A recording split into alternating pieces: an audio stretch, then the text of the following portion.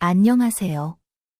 오늘은 오래되고 쓰지도 않는 물건을 버리지 못하고 계속 쌓아두는 사람들의 심리에 대해 얘기해 보려고 해요.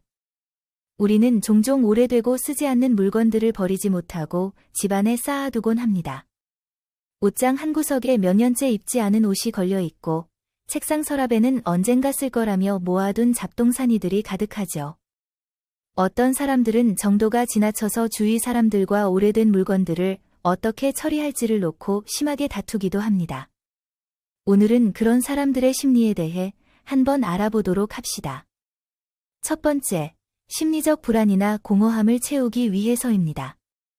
과거의 기억이 담긴 물건을 통해 안정감을 얻거나 잃어버릴지도 모른다는 두려움 때문에 물건을 계속해서 쌓아두는 것이죠.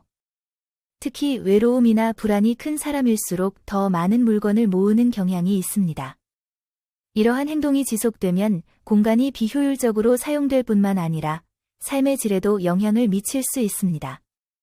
두 번째, 정서적 애착과 심리적 보상 때문입니다.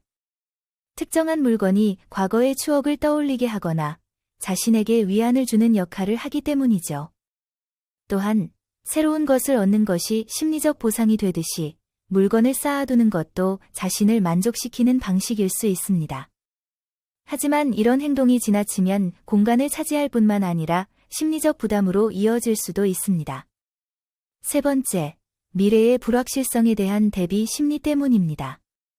미래가 어떻게 변할지 알 수 없다는 불안감 때문에 사람들은 물건을 버리지 않고 계속 보관하려는 경향이 있습니다. 언젠가 필요할지도 몰라 라는 생각이 강하게 작용하면서 실제로는 거의 사용하지 않는 물건들도 쉽게 버리지 못하는 것이죠. 특히 경제적 어려움을 겪은 경험이 있는 사람들은 언제 다시 비슷한 상황이 올지 모른다는 불안감에 더욱 집착할 수 있습니다. 그러나 이런 심리는 오히려 생활 공간을 비효율적으로 만들고 불필요한 물건이 쌓이며 심리적 부담으로 이어질 수도 있습니다. 네 번째, 강박적 쌓아두기라는 정신적 질환을 앓고 있을 수 있습니다. 이 질환은 단순히 물건을 모으는 습관을 넘어 불필요한 물건을 버리는 것에 극도의 불안을 느끼고 일상생활에 지장을 초래하는 특징이 있습니다.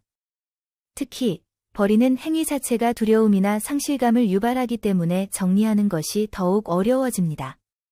축적장애는 단순한 수집벽과는 달리 불필요한 물건을 버리는 것에 대해 심각한 불안을 느끼고 생활 공간을 효율적으로 활용하지 못할 정도로 물건을 쌓아두는 것이 특징입니다.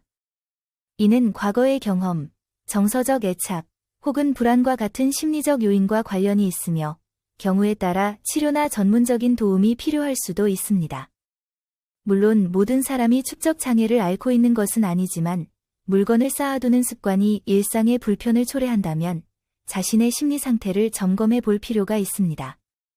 그렇다면 이제 해결 방법에 대해 알아보도록 합시다.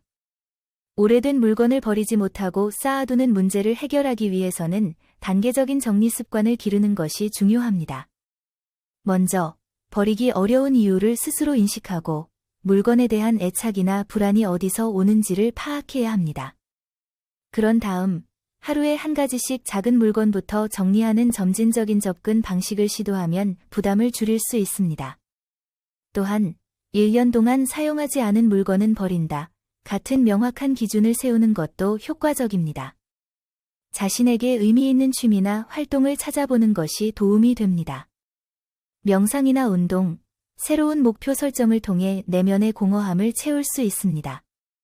또한 사람들과의 교류를 늘리고 정서적 유대를 강화하면 물건이 아닌 관계에서 안정감을 얻을 수 있습니다. 정리한 공간이 주는 긍정적인 변화를 경험하며 점차 물건과의 관계를 재정립하는 것도 중요합니다. 정리 과정에서 감정적으로 어려움을 느낀다면 가족이나 친구의 도움을 받거나 전문가의 상담을 고려해 볼 수 있습니다. 만약 강박적 성향이 심하고 생활에 지장을 줄 정도라면 인지행동치료, CBT, 나 심리상담을 통해 보다 근본적인 원인을 해결하는 것이 필요합니다. 결국 중요한 것은 물건이 아니라 그것을 통해 얻고자 했던 심리적 안정감을 다른 건강한 방식으로 채우는 것입니다. 구독과 좋아요는 저에게 큰 힘이 됩니다. 감사합니다. 다음에도 재밌는 인생 이야기로 돌아올게요.